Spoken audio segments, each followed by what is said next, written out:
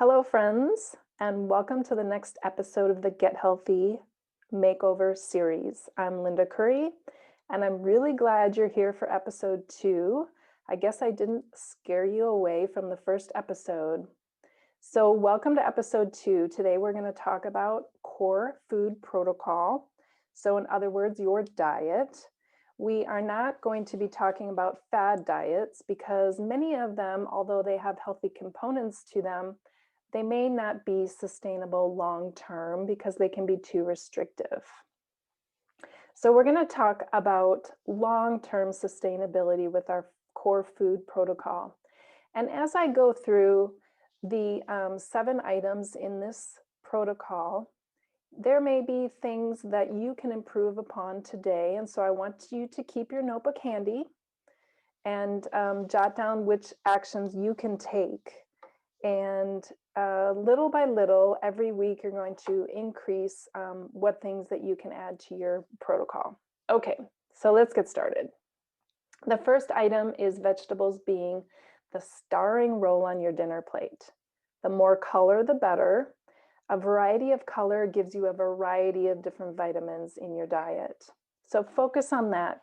Buy a lot more vegetables than you're buying today at the grocery store or farmer's market, and just load up half your plate with these colorful veggies.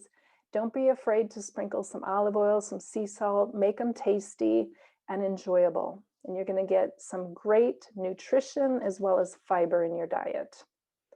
The second item on the list is tossing the sugar and the simple carbohydrates. So simple carbohydrates meaning refined flours, like breads and cookies and muffins and that kind of thing. All of that stuff turns into sugar in the body. So if this is a challenge area for you, it might be an area for you to focus on this week, is making some healthy replacements. Maybe if you're eating a processed food for breakfast, you want to replace that with oatmeal or some eggs, something that's going to be a little more satiating for you. The next item on the list is if you eat animal protein, I want you to choose, first of all, grass-fed if you're choosing beef. And the reason for this is cows naturally eat grass, and when they do, they have healthy levels of omega-3 to omega-6 fatty acids.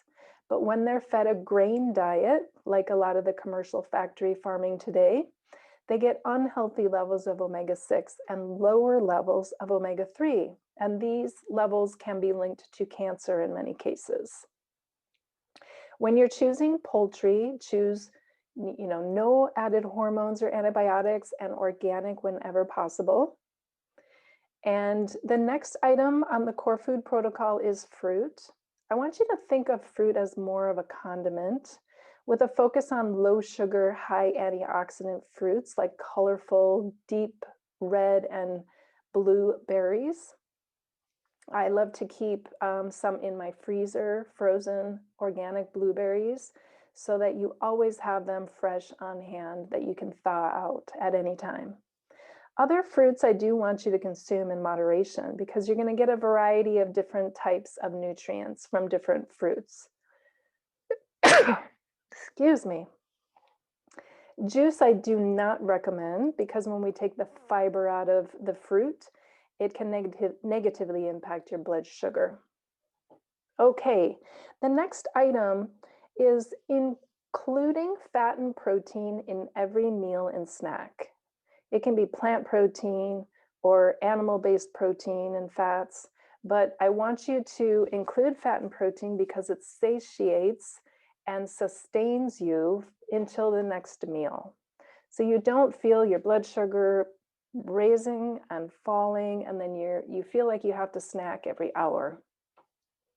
Fat and protein is really going to sustain you and cut down on those in-between meal cravings.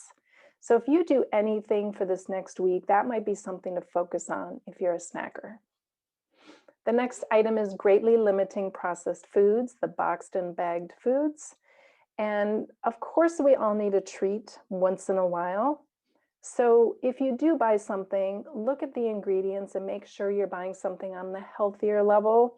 Make sure all the ingredients you recognize as food and there are fewer ingredients so that it's not loaded with chemicals and dyes and colors and things of that nature.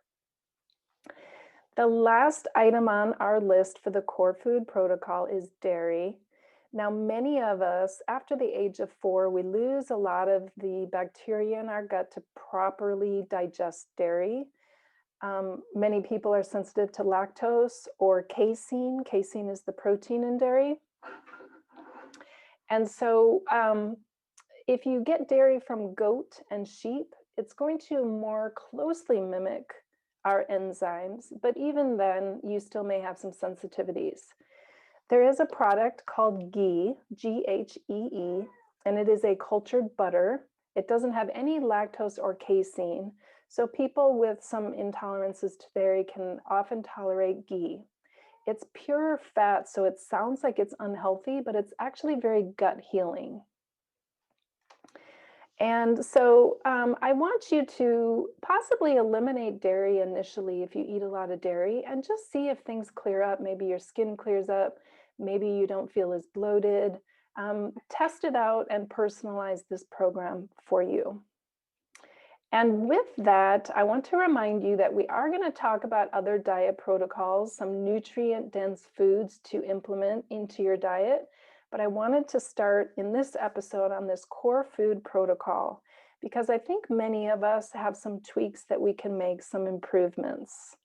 So with that, I want you to, in your notebook or journal, this week, I want you to jot down which areas you can improve upon and which actions you would like to take initially. And every week you can refer back to this, and if you're ready to implement something new, you can do so. So with that, I want to thank you for joining me on this episode, and please comment, ask questions, share with each other your successes, and maybe where you're stumbling or having issues. We're here to help, and I hope you will join me next week for another episode of the Get Healthy series. Take care.